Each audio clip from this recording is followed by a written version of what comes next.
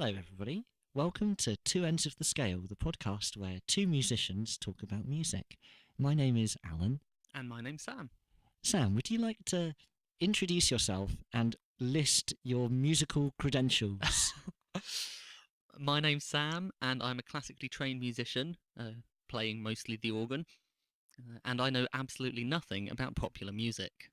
And my name is Alan, and I have no credentials. You didn't mention any of your credentials, Sam. Well, it'd be really boring if everybody listened to all my qualifications. Sam is very highly trained. I am not highly trained. I'm self-taught, and I know nothing about classical music. On this podcast, we're going to talk about 3 pieces of music each, and there's a theme that kind of unites them. Sam, what's the theme this time? Today we're talking about rhythm and meter. Ooh. So I think it would be good to just throw the question out there. What is rhythm? And in fact, what is meter? So yeah, my notes for today start with define all of the words. I think that's a good start. How do you want to do this? Do you want to define rhythm first? No, I don't, because I'll do a terrible job. I'll say something like really amateur, like, oh, it's the beat. No, I think I could do a better job than that, maybe. I guess rhythm is the way in which a pulse is subdivided and which of those subdivisions get played and for how long. Okay, I think that's a pretty good definition. Okay, what's your technical definition for rhythm? Do you mind if I withhold that for now? That's absolutely fine. Okay, so you'll have to keep on listening, everybody, because Sam is withholding information. I'm going to take you on a journey and let you reach my definition on your own, Alan. I'm excited by this. Now, Sam, before we embark on this journey, I think we ought to do a little bit of follow-up from episode 1.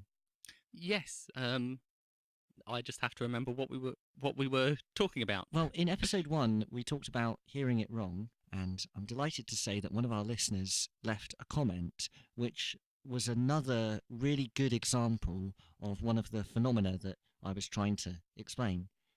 So, Tarragonable pointed out that Lights Out by Royal Blood, it kind of throws you off at the beginning, and you can't instantly work out where beat 2 and beat 4 are. So, shall we have a listen, Sam? Yeah, I haven't listened to this yet.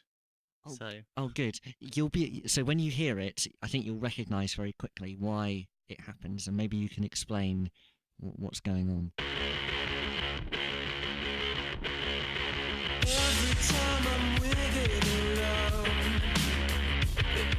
Yes, yeah, it's the same phenomenon we were talking about last time. And can you just explain, like, what your brain did when the song first started, and then how it had to adjust? Can we just listen to it again so I get the numbers right?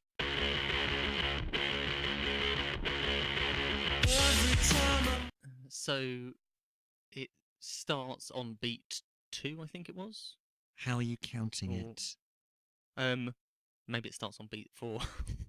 I would say perhaps that the tempo of the song is 1, 2, 3, 4. Okay, so what you're counting, it starts on an and, does it?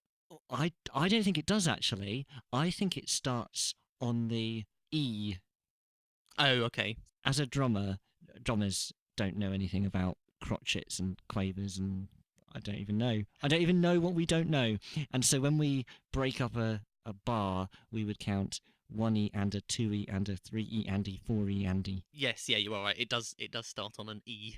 So I thought that was a nice example, again, of this phenomenon of you think that you're listening to beat 1 when the bass guitar plays. Mm-hmm. But no, it's not. It's actually something else.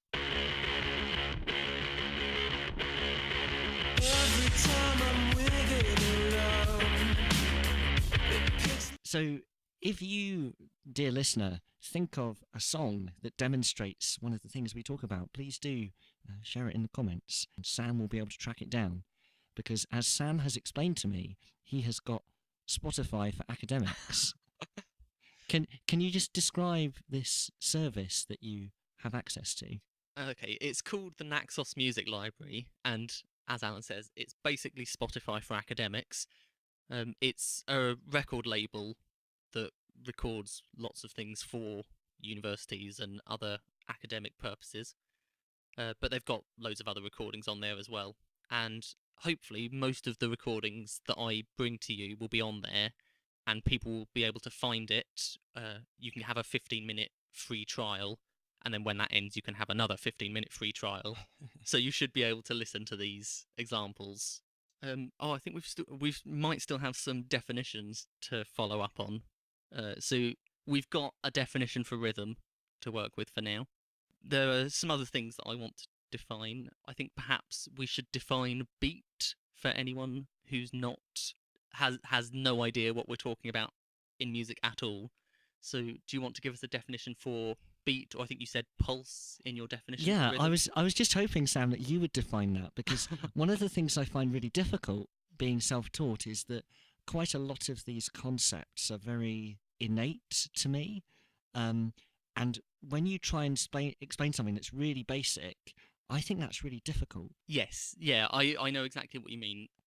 So these things are the fundamental building blocks of music, and even for people who are classically trained, we don't learn this by someone sitting us down and explaining to us what rhythm is and what a beat is.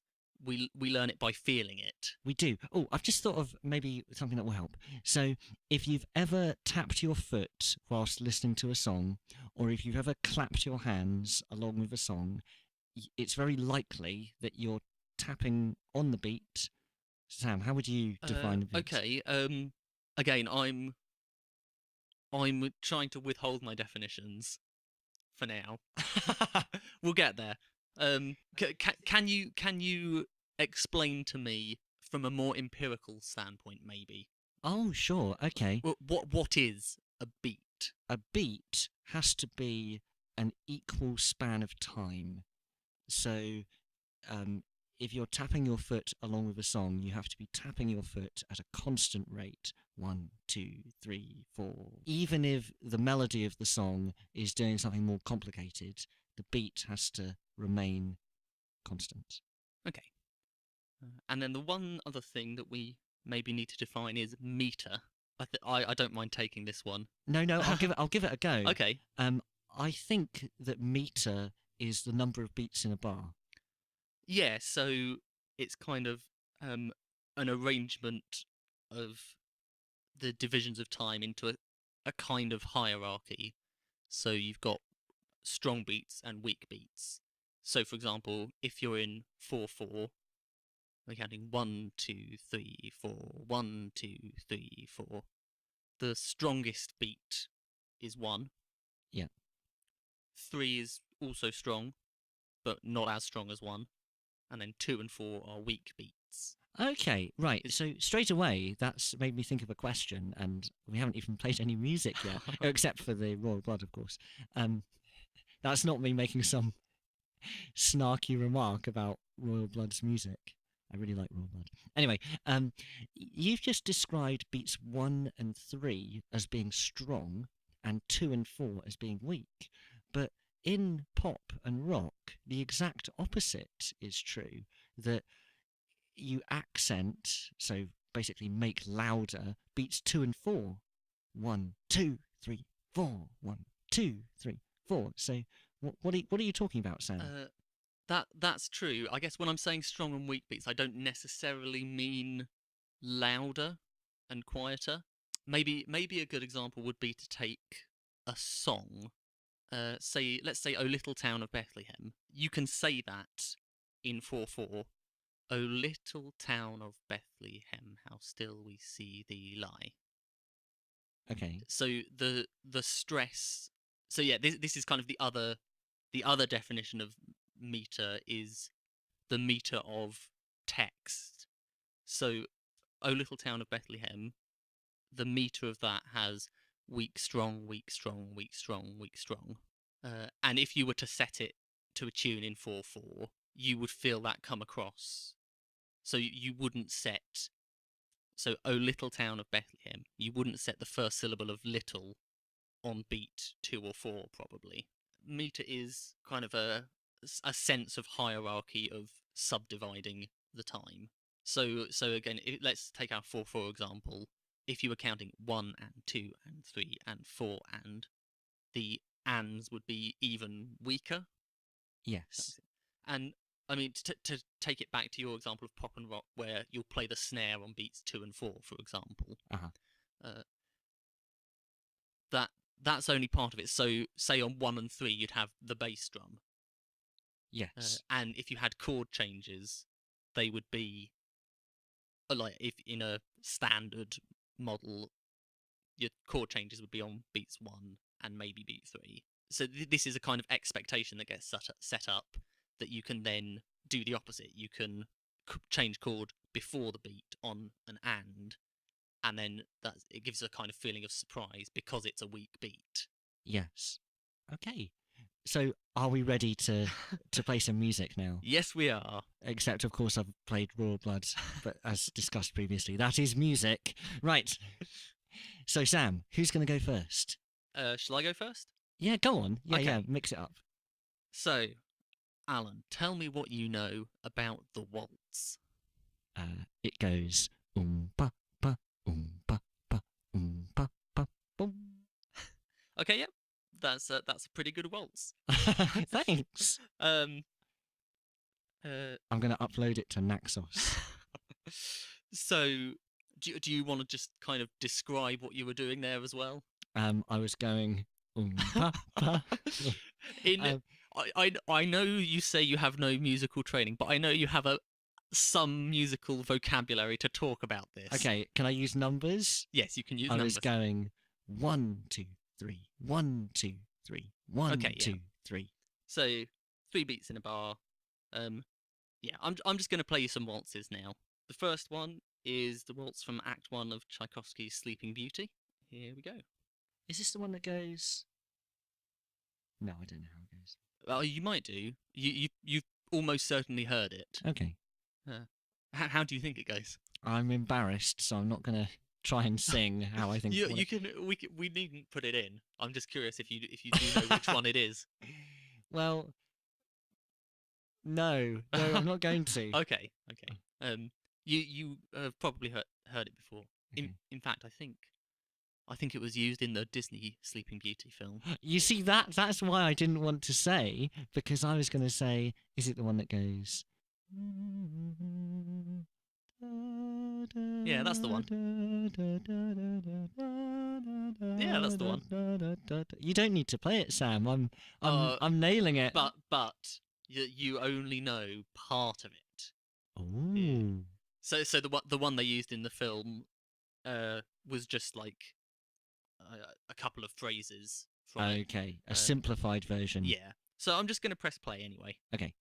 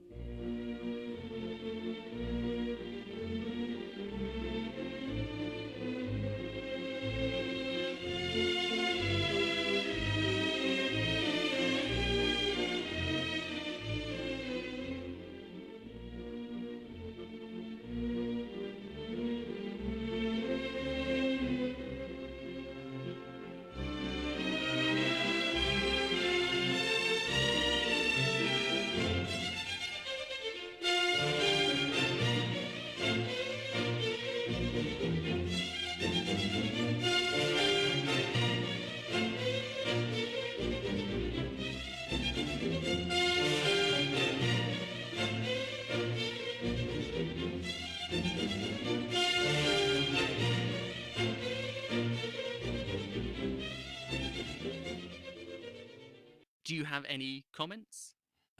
Yeah, there were. So I was tapping along and I was counting in my head 1, 2, 3, 1, 2, 3, and then I stopped doing that because I thought I might be annoying Sam if I'm just sitting here counting like a simpleton. And just when I stopped counting, it got to a bit where it kind of took me by surprise, and the very sort of well-defined pa disappeared, and I thought, I wish I'd carried on counting because it sounded like it went a little bit off, but it may not have done. I just wasn't paying close attention. I would guess that so far nothing odd has happened. No. Did you want to have a listen to that bit again?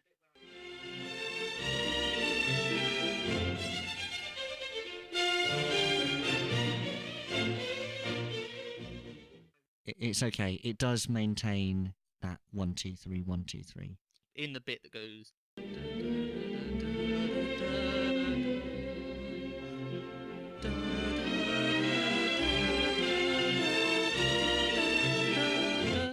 The pars are still going on through that. Right. As you sang it then, I heard it in a slightly different way. Perhaps the melody was accenting something slightly different.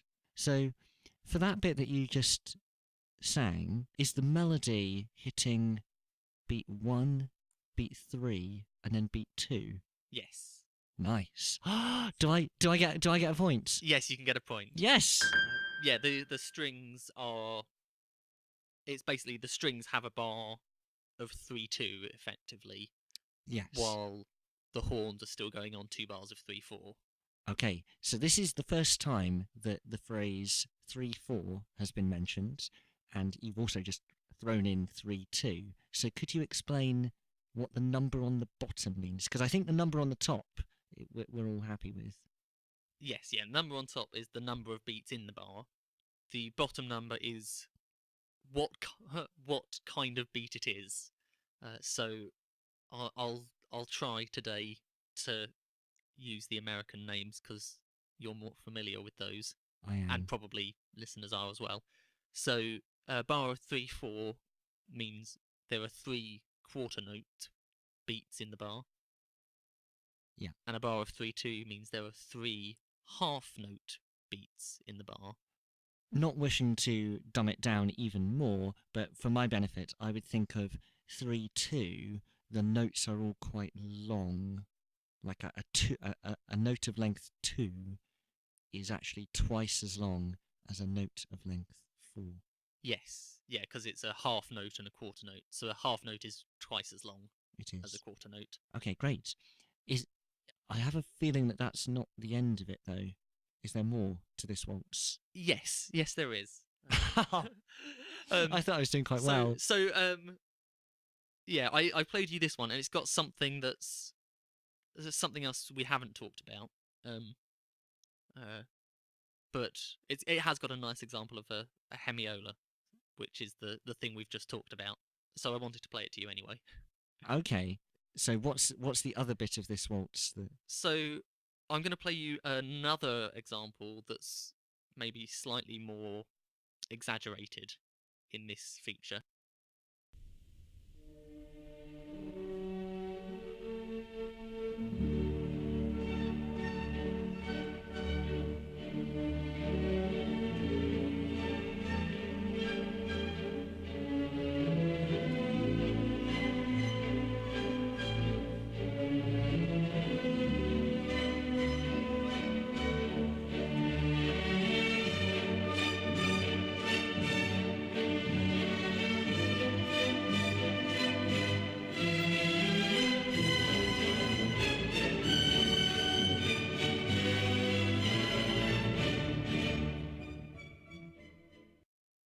So, did you notice anything about the pars in that one?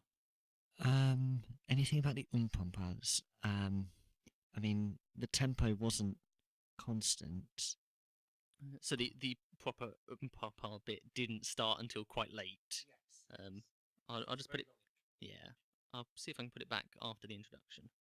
I think the quick answer is no. I didn't notice anything odd, but I'll listen again. And I'll listen for the pars.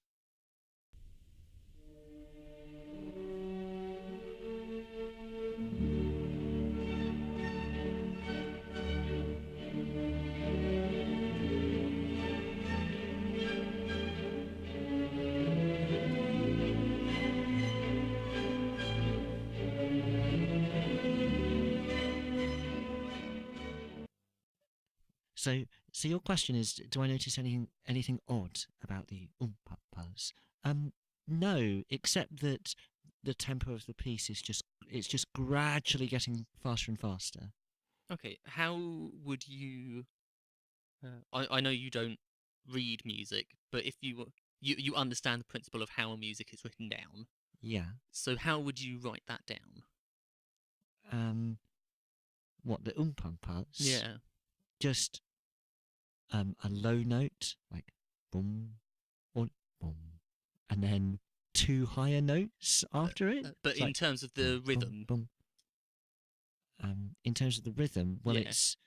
it's uniform, so it's just 1, 2, 3, 1, 2, 3. so if we're in 3/4, what note values would you use? Quarter notes. Okay. That is exactly what's written, Okay. but we don't hear in the bar 3 notes that are all the same length. Do we not? Okay. So are you getting at the beginning the of the papa was slightly longer than the papa? Not quite. Just so that part of that is that it is speeding up a little bit. Okay, so if you were to analyze the waveform and actually scientifically measure the length, the is longer, and then the first pa is a little bit longer than the second pa. But that's just a side effect of the tempo accelerating. So yeah, basically the first pa, the second note, comes in a little bit too soon. Does it? Really? Again, it is speeding up, so a little bit too soon within that curve as well, maybe. Really? Because I'm hearing the exact opposite. That to me it feels like rather than pa pa, it's like pa pa, pa pa.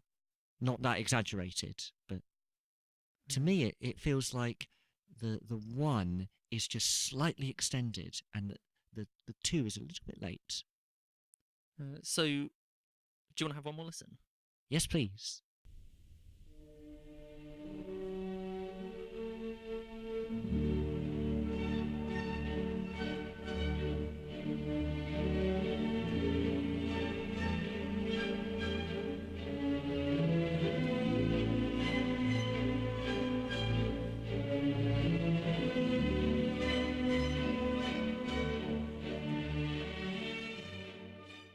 Now that you've told me that the first pa is coming in early, I think I might be able to perceive that, but that's very surprising. Yeah, so it doesn't necessarily feel like it. The same was true in the Sleeping Beauty one. It was just much less pronounced. I hope that our listeners will be able to hear that there is something different for the Blue Danube, but I worry that people will think that it's just the accelerating tempo.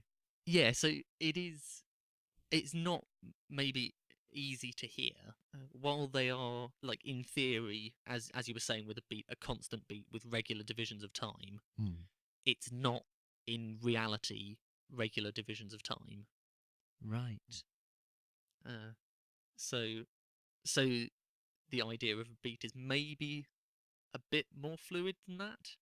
Okay. Yes, I see what you've done there. That's really good. I wonder perhaps if in classical music this is more of a frequent occurrence than in rock, pop, and jazz, because one of the things I do know about classical music is that for many pieces the tempo is not absolutely the same all the way through the entire piece, and if it were, the piece wouldn't sound natural. It would sound too rigid and lacking in feeling. Yes, that is true. Well, certainly from what I've experienced, there is a lot more variation in tempo within a single piece in classical music. It's not conceptually a changing tempo where the beats aren't equal length. The example of the Blue Danube is actually quite hard because the tempo is gradually increasing as well. Sure. So how is that written down for the orchestra? The fact that beat number 2 of 1, 2, 3 has to come a little bit early. So it's not written down at all. Oh, It's, so people just have to know well, that this is expected. people don't have to know because in an orchestra you have a conductor. Okay. The conductor is supposed to know. And how is the conductor to know that beat number 2 has to come a tiny bit early? It's something you learn when you go to conducting school, I guess. And is this true for all waltzes? No. I mean, there is some argument about it, I think. And different conductors will do it in different ways. Is this effect to be applied to waltzes written in a certain time period? So the Viennese waltz, basically waltzes by Strauss and his contemporaries, are the kind of normal piece where you would see this happening. And actually, with the Tchaikovsky, I had to listen to several recordings before I found one that I was convinced was doing it. Right. What is the name of this? So I haven't actually seen very much written about this. I came across one source where it's called an Atempause. Yeah, I think it's German for breathing space. Okay. So the breathing space is for the third beat, is that right? Because if beat 2 is coming early... Yes, yeah, so there's, I guess, between the second beat and the third beat is also longer than you would expect because the second beat came early. Sam, do you think that you would be able to vocalise how to count it? So rather than 1, 2, 3, 1, 2, 3. Yeah, it's quite hard. Is it kind of 1, 2, 3, 1, 2, 3, 1, 2, 3? I'm not sure because I don't know. I feel like it's something more that you. It's not metrically early. So it's not the amount by which the beat is early isn't measured. So it's not like you can keep subdividing and then say I'm coming in exactly 1/32 note sooner than I should, or 1/64. I understand what you mean. So, contrary to what I said at the start of the podcast, I did actually recognise both of those pieces of classical music. So, I for one, am proud of myself. Now, Sam, you very rarely know pieces of pop music that I'm trying to talk to you about. Have you heard Despacito? I have come across it in the form of a meme, but I'm not sure if I actually know it. Oh, okay. So this song is, I think, special because it is the most viewed video on YouTube. Would you like to guess how many views it's had? 4 billion. Correct! Oh, really? Yeah, 4 billion views. So it's super, super popular. And we're going to listen to Despacito. Ya me está gustando más de lo normal. Todos mis sentidos van pidiendo más. Esto hay que tomarlo sin ningún apuro. Despacito, quiero respirar tu cuello despacito. Deja que te diga cosas al oído. Para que te acuerdes si no estás conmigo. Despacito. Did you notice anything odd? There was a bit of a pause, a little hiccup in the beat. Why is that odd? Well, yeah, we earlier we defined the beat as being perfectly regular, and later on we said, okay, but that only applies to pop songs. Yes. And now we're saying no, it doesn't even apply to pop songs. So when I first heard that on the radio, I thought, what is going on there? Like, why is that pause in there? And is it Justin Bieber's fault? Because the song doesn't originally feature Justin Bieber. The version that has 4 billion views is not the version with Justin Bieber, it's the version with the 2 original artists. If you listen to the original version, that pause is also present. And so it's not actually Justin Bieber's fault. It's not that Justin Bieber just can't come in on time. It's intentional. You described it as a pause. How long is the pause? I'm not sure. I think I'll have to listen again to be sure.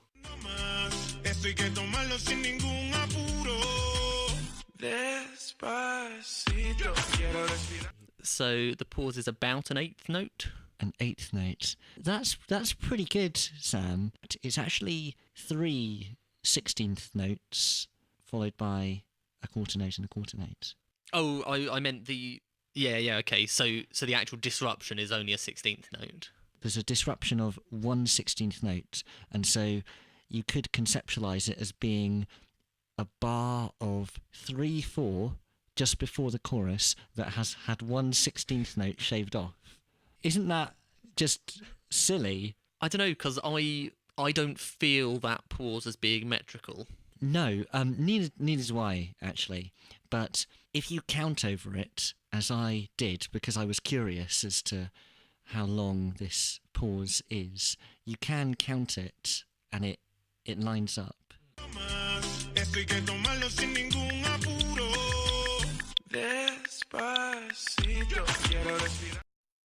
I wonder if that's a product of the way records are produced. Oh, I see. Go on, explain what you mean. So they wanted, for the sake of recording, wanted to make it fit with a click track, and so everything had to be measured. And so even if the pause is not intended to be a very set length of time, it is because it all fits into a grid, which is very regimented. Yeah.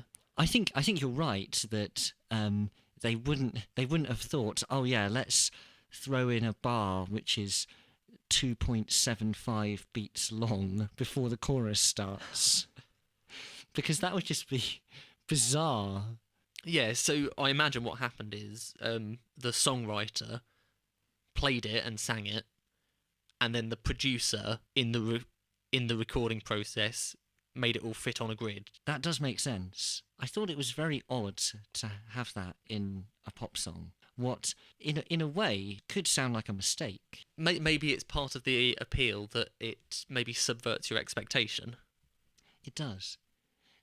Do you know what Despacito means? I have no idea. I had to look it up. Apparently it means slowly. Oh. Yeah, so I just wanted to include that example of not fitting to the rigid idea of a beat, just as your waltzes demonstrated as well. Cool. Sam, would you like to play your second examples? Sam, what's your second set of... Is it just one song, or have you got multiple songs? It's one piece of music. And are you going to prepare me by telling me what to listen for? I think you'll be able to see what it is where I'm going with this. Okay. This is Viderunt omnes. It's the gradual from a Mass for Christmas Day.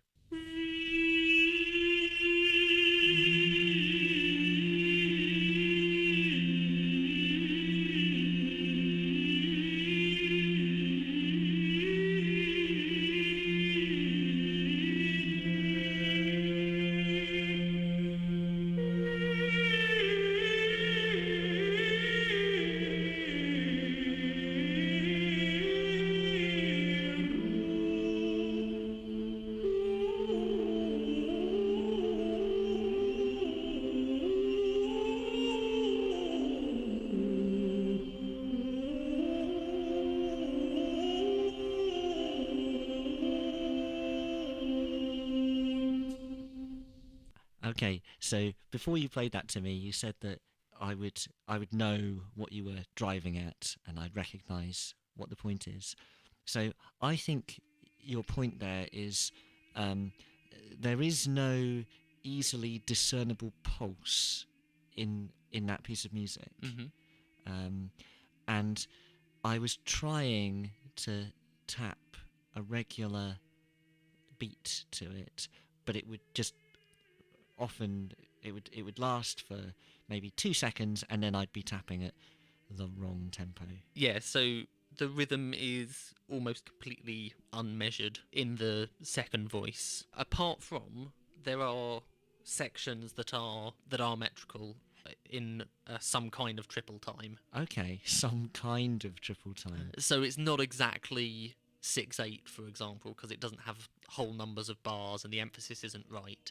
But there are long and short notes that give rise to a kind of triple meter. Okay.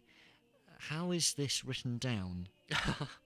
So this is from, I want to say, the 12th century. So this was written in manuscript before written music notation existed in anything like what we know today. The tenor part, which was just holding long notes from plain chant, was just written as a square on a stave. And then the unmeasured notes above it were written basically as a series of squares that were sometimes joined together. And when they were joined together, did that indicate a longer note? Not really. It was just a sense of grouping the notes as melodic figures. Oh, I see. So if there were perhaps 3 notes ascending, like bum bum bum, they might be joined together. Yeah, so any long run down is all one ligature. Okay. A ligature, is that the technical name? Yes. For the squares? For the when they're grouped together. Okay. And the measured bits have particular patterns of ligatures to indicate their rhythm. Okay. So there was a bit in there that was in what's called the first rhythmic mode. In the first episode of the podcast, didn't we have a piece of music that was in the 4th mode or something? Yes. The hypophrygian mode. Yeah. They had numbers for these rhythms, you're saying? So these are rhythmic modes, yeah. So the first rhythmic mode is a long note and then a short note, and then a long note and then a short note. So you get this kind of triple time. Dum, da dum, da dum, da dum. Long, short, long, short, long, short, long. Yeah. And they wrote that down by having 3 notes in ligature, and then 2 notes, and then 2 notes, and then 2 notes until they reach the end of it. And then there are other modes. There are other modes that have different ligature patterns to indicate which rhythmic mode it is. Okay. Can I just butt in here? So the Mission Impossible theme tune, that is in 5/4. And it could be conceptualized as going long, long, short, short, long, long, short, short. Is that a similar idea to what they were doing in the 12th century? Yes, apart from that rhythm you couldn't write that down in this system. They didn't have 5/4. They didn't they didn't have bars at all. Oh, right. They just had patterns of longs and shorts. Okay, so if rhythmic mode 1 was long followed by short, what are some of the other rhythmic modes? So the second one is short, long, short, long, short, long, short, long. Okay, to me, the first and second rhythmic mode sound like swing, because the first one was dun dun dun dun dun dun, and the second one is dun dun dun dun. Yeah. So it's basically swing. Yeah, they're in 6/8 kind of feel. Okay, what about the third rhythmic mode? The third rhythmic mode is long, short, short, but the second short is lengthened a little bit to keep it in triple meter. So it's long, short, short, long, short, short, long, short, short. So doing it with numbers, the first one is 1, 2, 3. The second one is 1, and the third is 2, 3. Yeah. So if you were to transcribe it into modern notation, you'd have, say, a dotted quarter note, an eighth note, and a quarter note. It means very little to me, but I totally trust what you're saying. Okay, what about the fourth rhythmic mode? It's similar. It's short, short, long, and again the second short is lengthened to keep it in triple time. Short, short, long, short, short, long. What about mode number 5? 5 is just a series of long notes. Long, long, long, long, long, long. Boring. So number 5 is the boring mode. Yeah, and you'll see that mode in the tenor line in these 2-part things. You've got lots of notes going on in the upper voice, and then the tenor's just doing long, long, long, long. Okay. What about mode 6? Mode 6 is just a series of shorts. Oh, that sounds more fun than mode 5.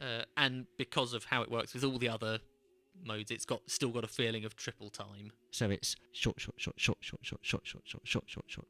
Yeah, but it wasn't really a sense of meter with strong beats. No, okay. So yeah, my point is that maybe our initial definition of rhythm doesn't quite work with this. Okay, I'm going to kind of challenge you on that, though, because to me, I would describe the piece you played as sort of arrhythmic. Like, I understand that you're saying that parts of it could be expressed with modern, time signatures, and that they had these different mode numbers going on, but I don't think I would be able to play that back or sing that back, because it just feels like it flows rather here's, I didn't know why I didn't hear this earlier. It's like speech. Speech doesn't have a time signature or a pulse, and if it did, it would be boring to listen to. So, but I don't think that is true. I think speech does have rhythm and meter. oh, Because if you can say something in a meter that you wouldn't normally use for it, and it would sound very strange. I'm just trying to think if I can actually do that, but it's quite hard. like if you were to ask someone, how are you? You say it as da da da. You wouldn't say, or you could say, how are you? Da da da. Yeah, But so you wouldn't say, how are you? Da da da. yeah, so there is a sense of rhythm to the way we speak. You're absolutely right, Sam. I feel I've said something very stupid by saying that there is no rhythm to speech. Yeah, But again, of course there is. it's not measured rhythm. No, it's not. It's not like poetry, where I think it's fair to say that a lot of poetry is written with stresses in mind, and certain forms of poetry have a very rigid structure, don't they? Like a limerick would be a nice example. Actually, I was going to bring up limericks as an example. Because limericks are a really nice example of triple time, aren't they? Yeah.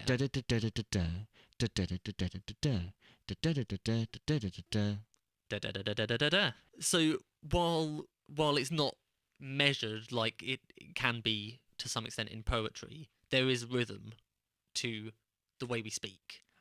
I do agree with you. I do agree. I feel like this podcast is challenging all of my preconceived ideas about rhythm. So that piece, it does have rhythm. It's not a series of pitches that are all the same length, for example, without a sense of beat. There is rhythm in there, but it's not measured. Okay, maybe I will challenge you again then. I would argue that there isn't a beat, or there isn't a pulse running through it. I agree with that. Okay. For the unmeasured bits of it. Okay. But then you're saying that there are sections where there is a definite pulse that you would be able to clap. Yeah, for some of it. Okay. But for the unmeasured bits, you're right, there isn't a pulse, but there is still rhythm. Okay, yeah, that's fine then. Okay, I need to separate the idea of rhythm and pulse, or rhythm and beat. Yeah, okay. And actually, to kind of bring it back to the speaking thing, at the end of that kind of section, there was a segment of plain song carrying on, and the kind of rhythmic principles of plain song are kind of based on speech. So they don't have notated rhythms, and it's just following as if you were saying the words. The manuscript for that plain song wouldn't indicate any rhythm at all. It would just be the words. That is correct. And then the singers would just... Would they think hard about it, or not really think about it? Just, I mean, the rhythm that they were going to perform. I'm not sure. I mean, I've sung in congregations singing plain song before, and it's not incredibly taxing to do. My second example is a rhythm that I find very, very difficult to reproduce, and therefore I find it interesting because I find it so difficult. I think I've probably sent you this song in the past because I love it so much. I Don't Want to Go to School by Bill Wurtz. I don't want to go to school because I'm stupid. I don't want nobody telling me what to do or how to get through this. I don't want nobody telling me how to think, telling me how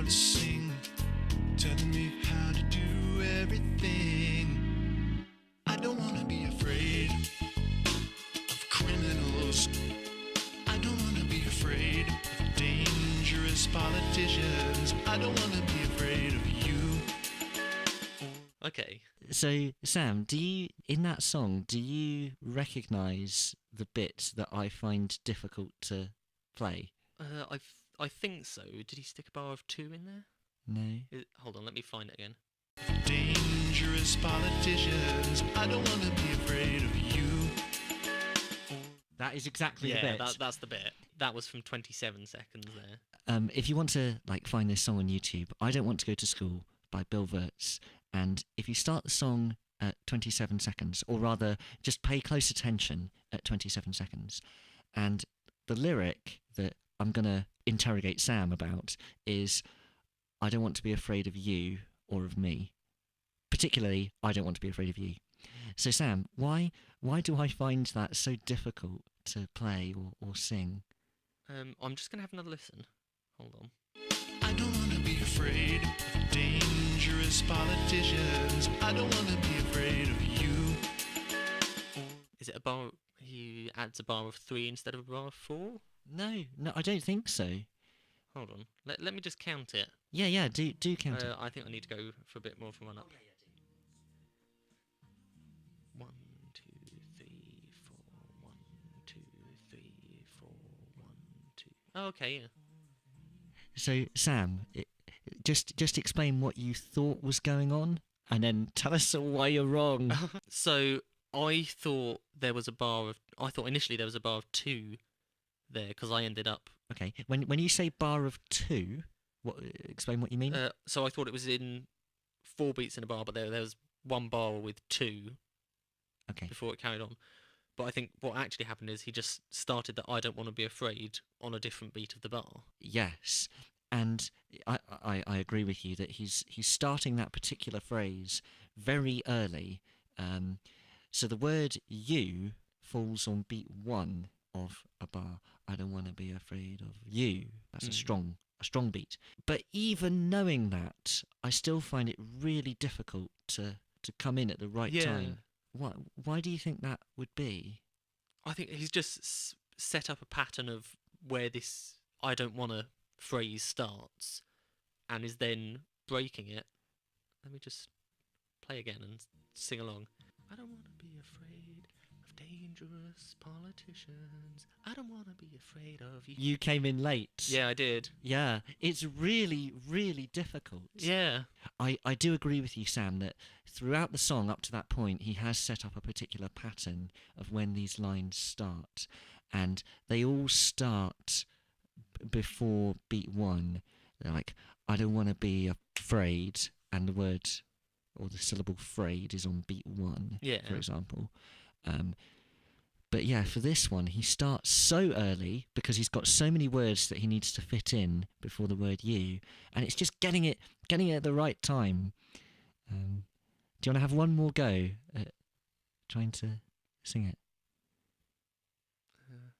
This is what everybody is listening to the podcast for, is musicians struggling to play music. But do have a go yourself. I think you will find it difficult to do first time. Okay, one more try. I don't want to be afraid of dangerous politicians. I don't want to be afraid of you. You did it! Sam correctly sang that rhythm. But it's tricky, isn't it? Yeah, it is sooner than you expect. Another one that's worth checking out, Alphabet Shuffle, and just try kind of counting along with that, and it goes a bit funny at one point. Yeah, I think that one you have shown me before. I have actually. I remember now. I got you to try and count just 1, 2, 3, 4 over the top of the song, and it throws you off in unexpected ways. That's all I wanted to say on that. So we're now going to move on to our third and final pieces. So, Sam, what's your third piece? Sam, we're moving on to the third and final pieces for the podcast. So what's your final offering? Okay, so last time you offered me a challenge of something that was difficult to count. I did. And I'd say it was tricky to count. Yes, I have to agree, it was tricky. So I thought I would give you an example of some classical music that's just difficult to count. Oh, great. Now, hang on, just before you start it, are you expecting me to be able to say, oh yeah, that was 11/8 followed by a bar of 3/8? What do you want me to do? I just want you to listen and think about how you feel the meter of it, because you won't be able to tell me what it was because it's not regular. Right. So it changes meter throughout the piece. Yeah. Okay, that's going to make it much more difficult. So yeah, this is why I didn't send it to you beforehand and ask you to work it out for me, because yeah, it changes a lot. How long is the piece? The whole piece is quite long, so I'm just going to play you a bit of it. Okay, I'm excited to hear some classical music with a disturbing change of time signature throughout.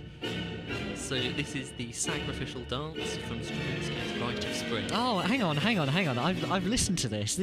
I've known lots of the music you played me. I feel like that's... you know this one as well. I wasn't expecting you to know this one. Rite of Spring? Yeah, this is, it's... Dum, isn't it? Yeah, that's pretty good. that's pretty good. Okay, now I am expecting you to tell me exactly what's going on. Oh no, I've never even thought to do that. Go on, this is so good though, isn't it?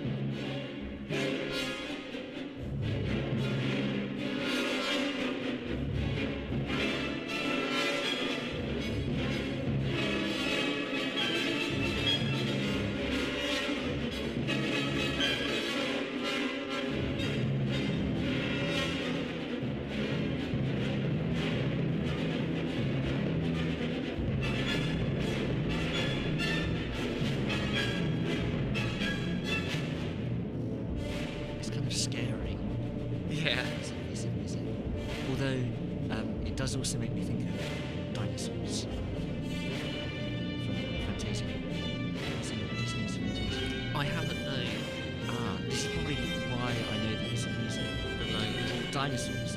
Dinosaurs like killing each other and eating each other, becoming extinct. Still love that. So yeah, I don't have much to say about this, but I just wanted to know how do you feel the rhythm? I mean, I feel that does have a pretty much a very regular pulse. I would guess it's about 120 beats per minute, and so I suppose you could count it just except that accents, those kind of stabs in music, would not be appearing on the same number each time. Maybe it's the one. It's where the accent is like beat 1 and then beat 3 in the next bar, and then beat 4 and then beat 2. So I imagine that when it's written down, you have the time signature change, so it makes more sense. Yeah, so it changes to start with almost every bar. Do you want to read out the time signature changes? Yeah, so you were... I don't know what the tempo of that recording was, but the score says quaver at about 126. Okay. So it starts with a bar of 316, bar of 216, 2 bars of 316, a bar of 28, 216, 316, 316, 28, 316, 316, 516, 28, 316, 28, 516. So it's... Are you sure that's not Tricky by Benny Greb that you're reading out the time signatures for? Okay, sure, so it's changing just all the time. Yeah, and it's horrible to try and play in time. Sure. As a member of the orchestra, would you be counting in your head? Would you be watching the conductor? How would you know when to play and when to stay silent? So you're keeping a kind of semi-quaver beat subdivision going on in your head, but watching the conductor for the beginning of each bar, basically. because I would imagine this is quite fast, so a conductor would probably do each bar just mostly just showing the beginning of each bar. Okay, and perhaps for people with no musical training, if you're still listening, well done. Why chop it up into all those little sections of like a bar of 3/16 and then a bar of 3/16 and then a bar of 2/8? Why do that? What's the point? I guess because it doesn't have any kind of regular meter, it's chopped up in a way that makes it understandable for someone to read it so they can play it. So you get basically each of these little figures is sectioned off just to help you count in a way. Sure, you've got a vertical line drawn on the score to show this is the end of this bar and here's the new bar starting. So with those sort of stabs, do they fall at the beginning of a bar? They don't, because they all come on the second 16th note of the bar, because each of them has a bass note first, a boom ching. Okay, I understand. But yeah, it's putting the bass notes at the beginning of the bar. If you were just a terrible classical musician and you wanted to play this piece and you couldn't be bothered to try and read the music or watch the conductor, you could just listen for the bass note and just play after the bass. Not if you're the bass player. I mean, I guess for the stabs you could do that, and actually I think that's how, if I were playing, I play the viola in orchestras. If I were playing the viola in this, I would probably be feeling it as, okay, I've got this semiquaver pulse going in my head. Okay, I'm watching for the downbeat, and then I'm going for the next one after that. Right, sure. For the stabs, I think that's how I would mechanically do it. Right. What do you think Stravinsky was trying to communicate by using all of these crazy time signatures and changing it so frequently? I think he wanted a kind of asymmetrical sound, and the time signatures are just a way to express it to someone who's actually playing it. And by using the asymmetrical sound, what do you think that gives the piece? It makes you kind of uneasy to listen to because you can't feel a meter, I guess. Yeah, I agree. It does. It catches you by surprise, some of them, don't they? Yeah. And it kind of makes you jump, almost. I've heard it said that there's something quite metal about that piece of music. Perhaps that heavy metal has been influenced by that sort of random stabs of loudness followed by relative quiet. But I don't think you know very much metal music. No, I don't know any metal music, so I couldn't really comment on that. But Stravinsky had the kind of reputation in his day that maybe people think of metal musicians. Go on. Do elaborate. In terms of his music, people at the time were thinking, oh, it's just a load of noise. Okay. In the same way that stuffy old folks like me think of metal music. So for my third and final piece, it's last week's homework, which is a song called Tricky by Benny Greb. And the challenge for Sam was, how would you count this out? Or in other words, what's the time signature? And Sam went away and figured out what it was. So Sam, can you tell us what you determined the time signature to be? I decided it was a bar of 2016, a bar of 1616, a bar of 2016, a bar of 1816, a bar of 2016, a bar of 1416, and a bar of 1216. Wow. Now, what's happened here is that Sam has just read out a whole load of numbers, and I've added them up. And what Sam has determined, 120 16th notes happen, and then it repeats, doesn't it? Yeah. And I agree with you, Sam, and you get an A grade on your homework, because I agree with your assessment there. Now, one thing that we differ on is the way in which we have cut up the song. So at the beginning, Sam said he'd have a bar of 2016 followed by a bar of 1616, whereas what I would say would be perhaps a bar of 2016 and then 1016 and then 2 bars of 316. For the mathematically minded, you'll realise, of course, that those numbers all add up to 36 16th notes, don't they? Yeah, so there's a reason that I said 1616 and not 4/4, because mathematically the same. There's 4 quarter notes for 16 16th notes. But I said 1616 because it's additive, so it's not divided into 4 lots of 4 16th notes. It's divided into 5, 5, 3 and 3. And so Sam and I actually agree there that it is 5 plus 5 plus 3 plus 3. And you could write it halfway between the two as well. You can have 3 bars of 10 16 and 1 bar of 6 16. Sure. In fact, you could have 1 bar of 116 followed by 1 bar of 17. No, wait. I can't do basic maths. 1 bar of 1516. So actually, I asked this on Stravinsky. It's like, why do musicians do this? Why are we chopping it up into numbers that ultimately add up to the same total? I would say this. Let's take the first 20 16th notes. We both decided to call that a bar of 2016, didn't we? Yes. So I think the reason for that is because that gives you 4 beats in a bar, each divided into 5 16th notes. And in those 4 beats in a bar, we get bass, snare, bass, snare.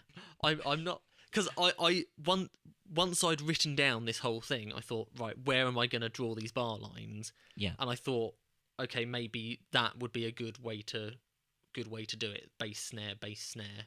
Sure. In that.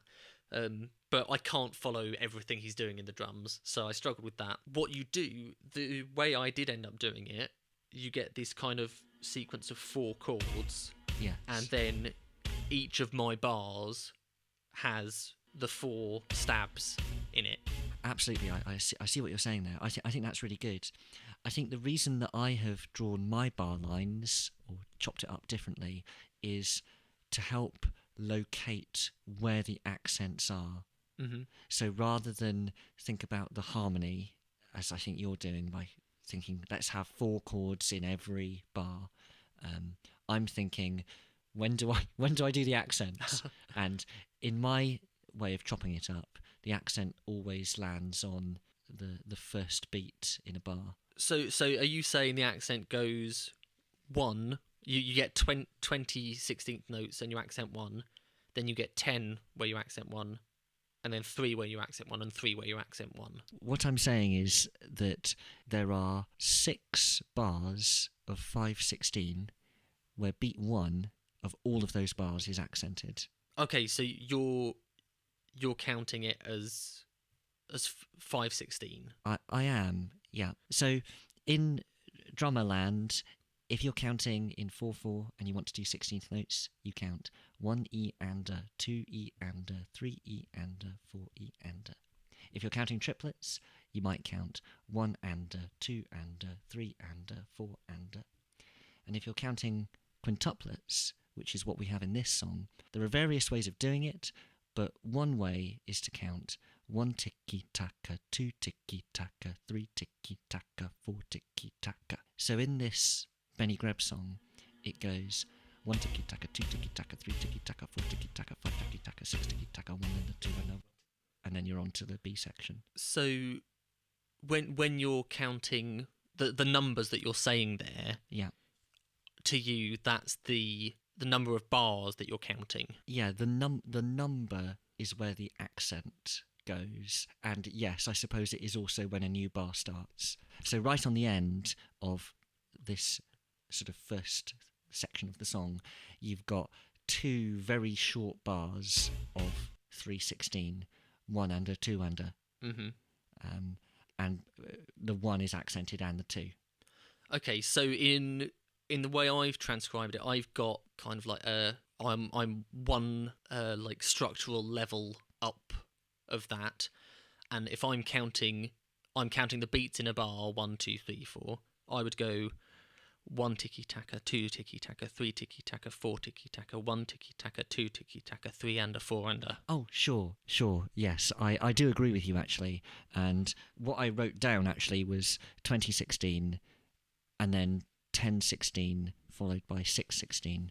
But I see what you're saying, that I should have actually just smushed my 10/16 and my 6/16 together to make a bar of 16/16. I mean, it doesn't, like, I think you could do it at either one of those, but I definitely wouldn't count it as several bars of 5/16 to start with. No, I can understand that from the kind of harmonic point of view.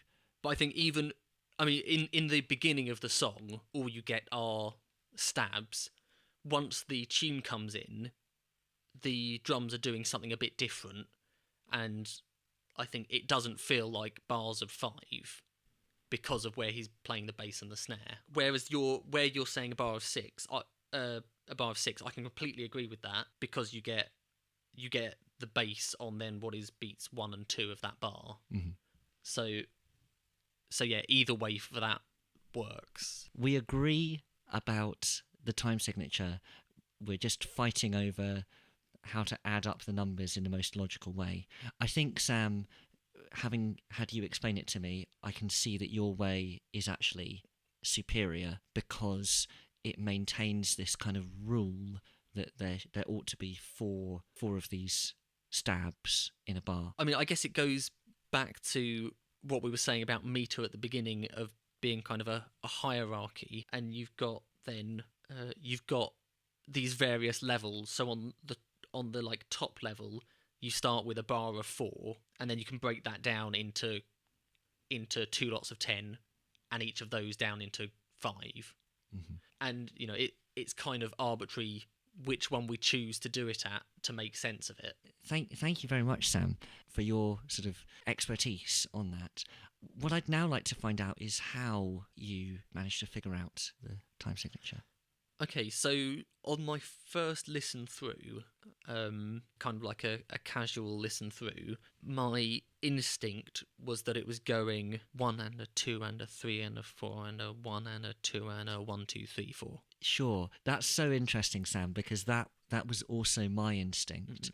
Mm-hmm. That I suspected that it was in triple time. Yeah, that kind of feel. And then where we said it was a bar of 6/8 sounds like then it's gone into duple time.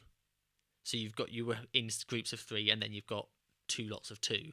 Sure. Oh, I mean, what's the ratio there? You get 5 to 3 is not that far off 3 to 2. Absolutely. So, and because the 16th note beat is so fast, it's very easy to hear that as 3s and then 2s. But then you get the little hiccup where you get, after that you've got, we decided 6 lots of 5, and then I've got 2, 3, 3. And that one, it doesn't quite add up then if you're thinking 3, 3, 3, 3, 3, 3, 2, 2, 2, but then it's a little bit too short. Yes. And that tripped me up. So then I thought, okay, that could have just been me counting badly. So I'll keep going and just see. And that was, I was thinking this in the introduction where you've just got the stabs. And then the melody comes in.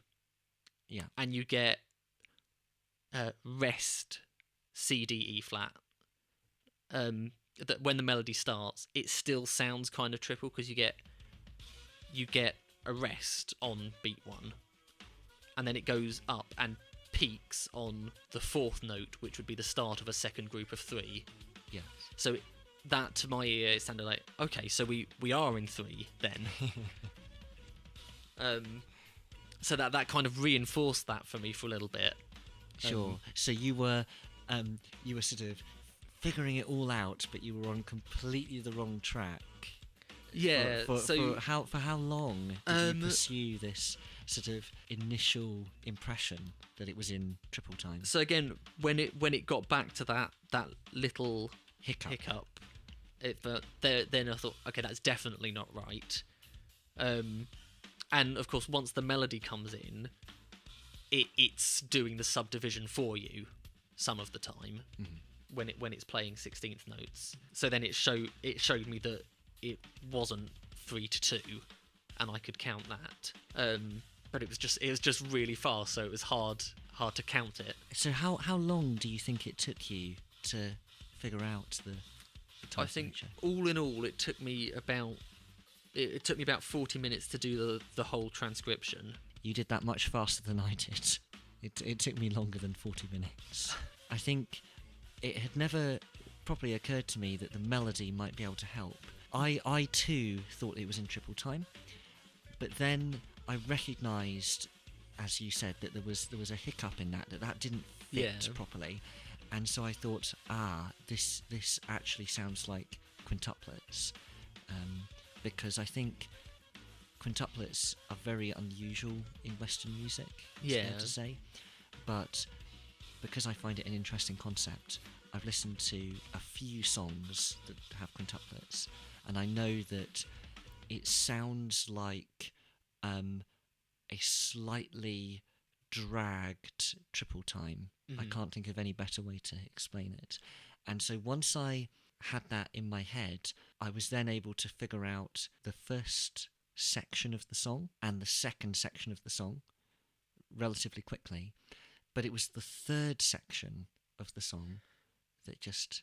So in the third section, you get 5-5, 5-5, 3-3-2. Yes, Yeah. And then 3-3-3-3. So I really struggled in the 3-3-2 bit. Yeah. That was the bit that I was struggling to get. Me too. Yes. And I think you're absolutely right, Sam, that one of the things that makes it all the harder is the sheer speed of it. And there was I trying to count along with it, and just physically counting it is tricky. Yes. So the way I did it in the end, I couldn't count it and subdivide it very well in my head, trying to work out the stabs. So I wrote down the melody. Right. And then I could just count the rests basically in between them and figure out where to put the bar lines later. Okay. But that was it was quite tricky finding the bar lines then, because you get this little figure, but that starts initially on the second 16th note of the bar, and then it comes back on the first 16th note of the fourth beat of the bar. And where this little melodic figure starts in the bar, it changes all the time. Yeah. So you can't reliably say that's the beginning of my bar based on what the melody's doing. Because I was about to say that your approach of listening to the melody was a really sort of outside of the box way of doing it. You know, certainly for a drummer, that would be perhaps an unusual starting point. And I thought, you've cracked it. You found this kind of, shortcut to doing it. But you're saying that actually it didn't really help. It wasn't as quick as, I thought that would be a shortcut way to do it, rather than just trying to feel it, I guess. Sure. But it wasn't straightforward because of that. But it still helped. Once I'd written down the melody, I got the notes all in the right place, and then I just had to decide where the bar lines were. Right. And once I'd managed to figure out the melody and write it down, then I could see how everything else fitted around it without having to count all the subdivisions out loud. I gave up trying to count it out loud because it's just a bit too fast, and I got tongue-tied. And so what I did next was to tap with my hands. Yeah. And that was much more fruitful, but even so, it definitely took me more than 40 minutes. Yeah, so when I was kind of done and I wanted to check and see if I could kind of tap along with it. So I was using fingers of one hand to tap all the 16th notes and then playing the stabs with my other hand. That's really interesting. Thank you for explaining the process, Sam. My final question about the process, how did you feel about it? Did you enjoy it? Did you find it frustrating? Or it was it was tricky, and it was a little frustrating at first because I thought, it shouldn't be this hard for me to figure out. But yeah, I think it was just the sheer speed of it, and you're right, you're not used to feeling the bass subdivision of 5. No, it's unnatural, isn't it? So I've played lots of music where there are quintuplets, but it's not the main regular subdivision of the bar. So in that Rite of Spring, for example, I don't know if you remember the bit that goes da da da da da da. Yeah. They're quintuplets. All right. You've got your regular 16th note pulse, and then it takes a bar of 4 16th notes and plays the quintuplets over that, so 5 in the time of 4. Oh, right. And I'm used to that sort of thing, but not a regular subdivision of 5 at the most basic level.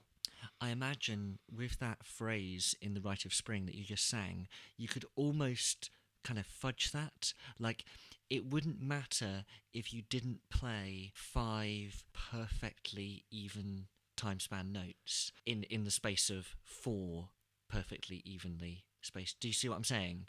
I guess, but when you play that, you don't generally work it out like that. You feel the larger beat, so you feel it as just one group of 5, but it's on its own there. That sounds very impressive to me, that you could feel the length of a bar and chop that into 5 equal segments. Only because it's a very short bar. Okay. Because I think what I would do is just play my 5 notes at... I would almost think I'm going to play a little bit faster than the people who are just playing 4 notes. Do you see what I mean? Mm-hmm. So I can squeeze 5 notes into a span of time that they're only squeezing in 4 notes. Sam, I'm really glad that we agree on the time signature, and that I'm a little bit pleased that it was frustrating at times because I was certainly frustrated by it. So, how would you summarise what we've learned, or perhaps what I've learned? Because I don't know if you've learned any, but not that you haven't learned anything, just that you knew it all already. I guess maybe we've redefined rhythm to just be more general. Oh yes, you promised us a definition right at the start of the podcast. You said, "Oh, I'll save it. I'll tell you later." So go on. Okay, so this comes with the caveat that nobody can really agree how to define rhythm. So any definition is by necessity incredibly broad. Like artificial intelligence. No one can agree what intelligence really entails. So I would give the basic definition of rhythm simply as the temporal relationships between musical events. Yeah. Yeah, I can get on board. I can see where you're going with that. I think that is all-encompassing, but also then not very helpful. It's so broad, it doesn't really say anything. So, yeah, if you were trying to explain music to an alien who didn't have any concept, that is where you would start, I guess. Oh, have you ever seen that episode of Voyager where they encounter a species that's never heard music before? Yes, and the Doctor wants to stay there and sing. Yeah. Even as, like, I don't know how old I would have been, like 15 or something, even then, I could tell how ridiculous that was, because there's so many ways in nature that tones are produced. Yeah. Like, just the voice alone is tonal, isn't it? Yeah, it seems impossible that any species could develop auditory communication of any kind and then not understand music. And things like the rhythm of a heartbeat or footsteps, that's rhythm just built in, isn't it, to nature? It's interesting you talk about heartbeat, actually.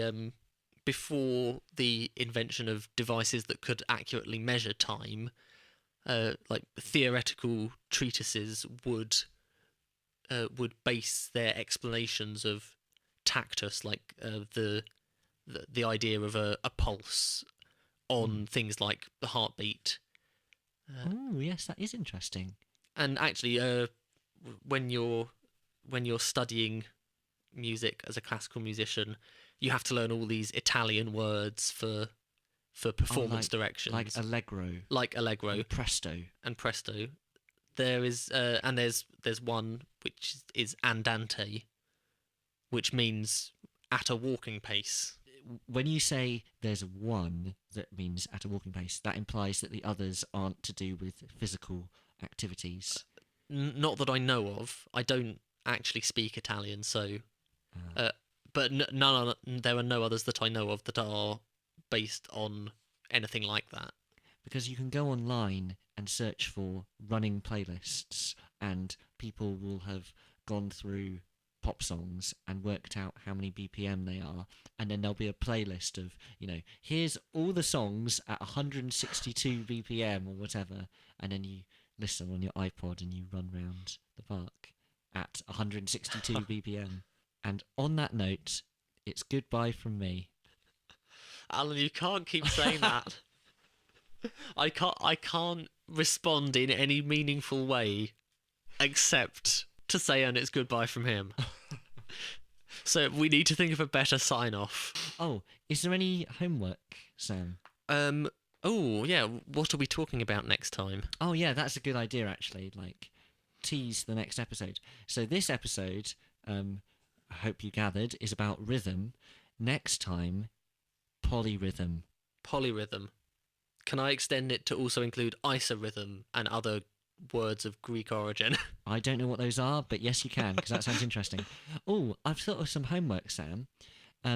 Are you able, with your hands, to tap 3 against 4? 3 against 4, not consistently. Okay. Your homework is to practice that and perform it next time. And what I will practice is 5 against 4, because I can't do that. I've tried in the past and I've just given up. So that's homework. Okay, I'm just trying to decide if there is a piece of homework that I want to set you, but I can't. I don't think I'll be able to direct you to it at the moment. So I will just send it to you. As a music file? Yeah. Excellent. Right, I've already said on that note, so... I guess we can say goodbye. Goodbye. Goodbye.